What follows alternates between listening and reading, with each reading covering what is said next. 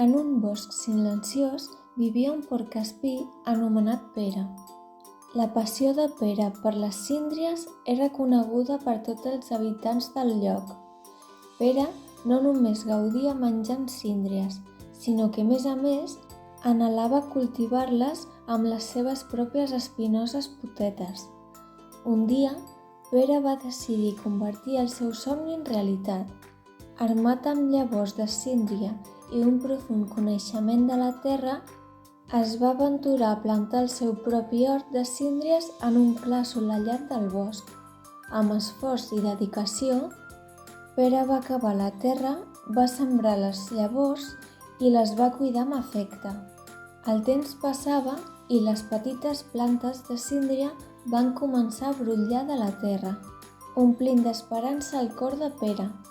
Cada dia observava amb alegria com les plantes creixien i es desenvolupaven, somiant amb el moment en què podria collir les sucoses síndries que tant estimava. Tot i això, el seu somni es va veure amenaçat per una sequera que assolava el bosc. El sol abrasador i la manca de pluja van començar a pansir les plantes i Pere temia que les seves precioses síndries no poguessin sobreviure. Pere va decidir enfrontar-se al desafiament, buscant solucions per salvar la collita. Pere va buscar ajuda entre els seus amics del bosc. La guineu li ensenyava tècniques de conservació de l'aigua.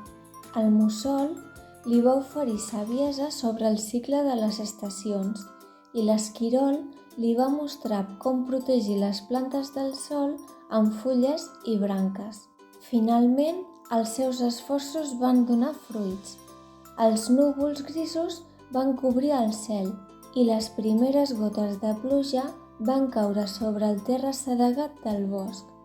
Amb cada gota que queia, Pere sentia renovada l'esperança al seu cor, sabent que la seva collita estava fora de perill i que aviat podria gaudir de les delicioses síndries que tant havia anhelat.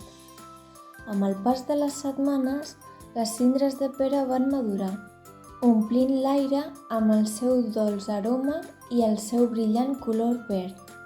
Amb orgull i alegria, Pere va acollir cadascuna de les sucoses fruites, compartint la seva abundant collita amb els amics del bosc i celebrant el triomf de la perseverança i l'amor per la natura.